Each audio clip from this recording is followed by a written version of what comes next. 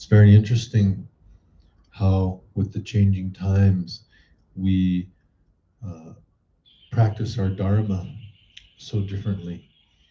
Really, it was a radical change during the pandemic, including for us. Before the pandemic, I admit that I had a concern about doing the Dharma online for various reasons. But during the pandemic, it was the only viable option. So we were lucky enough to have some people in the Sangha that understood technology well enough to get us up and running. And now I see that it's become a very, very valuable tool. And it's actually how a lot of people are doing their Dharma now. Which just leads me to one quick point that I wanted to make. And that is, there's a lot of things online, a lot of options.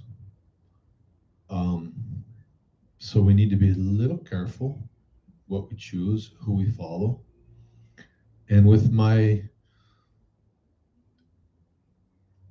experience in the Dharma, which now spans 3 decades, I would just tell you, be careful with teachers or instructors or people that are too quick to criticize and put down other teachers and other lineages that are kind of looking to make a fight or make a drama or create some sort of a confusion, probably to get more likes, more watches. Just be careful with that, because that to me doesn't feel like somebody that probably has the right motivation to be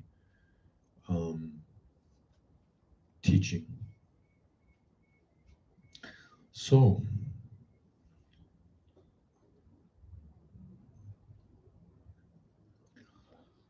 we're beginning chapter 11, called Mind and Meditation. The root of all difficulty and conflict lies in the mind. Therefore, the solution to all difficulty and conflict lies in changing the mind. To do this, we practice meditation. What is this mind that gives rise to the experience of happiness or suffering, to the ability to help or harm? When we search for it, we discover that it has no substance. It is joined with the physical body through karma, producing the experiences of birth, aging, and death. But this process takes place in the body, not the mind. The body is like a shell in which the mind dwells. The mind, with its habit of embodiment, creates both dream and waking bodies. After death, freed from the physical body, it inhabits a mental body in the intermediate state, then another body in our next lifetime. But mind itself is beyond birth and death. It is a continuum. It is not born, it does not age, and it does not die. If we try to describe mind, we discover that it has no color, no shape or size. If we try to locate it, we can find no place where it abides. So we cannot say definitely that mind exists, because it escapes all of our rational investigation. Yet we cannot say that it does not exist, because it is the very source of these observations, as well as of our entire experience of reality. In this way, it becomes apparent that our limited intellect simply cannot fathom the mind. The ordinary mind, which is the mind filled with positive and negative thoughts and emotions, constantly changes. It lacks freedom, for it is continuously influenced by external phenomena. Depending on our circumstances, we are happy, sad, up, or down. If we received a penny for every thought that arose in the mind, the wealthiest person in the world would seem poor by comparison. Yet, if we examine the stream of thoughts, we won't find any place where it exists. The space between one thought and the next, and ultimately the essence of thought itself, is timeless and insubstantial. Just as the sky is unchanged by rainbows, clouds, or lightning, the true nature of mind remains unaffected by the fluctuations of ordinary mind. Mind's nature is the foundation of the unceasing thoughts and emotions of the conceptual mind. Just as the ocean is the source of the constant movement of waves arising and subsiding.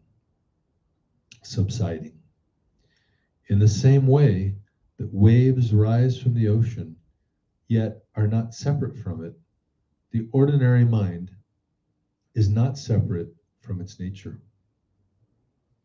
Our true nature is always present, but the dualistic mind, like a show-off, takes the stage and steals the attention, making a great display of its needs and wants, attachments and aversions. Like ink in water, these poisons obscure our true nature, though it never really changes. Thus, the ordinary mind, through the filter of our poisons, projects a vast array of illusory appearances that arise inseparably from mind itself. The true nature of the whole drama of subject-object experience lies beyond extremes. We cannot say that we are all one. If that were true, when one person found happiness, we would all be happy. Or when one of us attained enlightenment, we would all become enlightened. But we cannot affirm that everything is separate and distinct, because the seemingly individual components of our experience are not ultimately true or existence. They are of one taste in their absolute nature. Unaware of mind's nature, we are influenced by hopes and fears, absorbed in an unending stream of concepts, as if mistaking a chunk of gold for ordinary rock. We needlessly suffer from a sense of impoverishment. Although efforts to create happiness and end suffering are beneficial, only resting in the nature of mind will produce awakening. Knowing that recurring nightmares are only dreams doesn't relieve our nightly torment. Good dreams are better than incessant nightmares, but they still fall short of full realization of our true nature.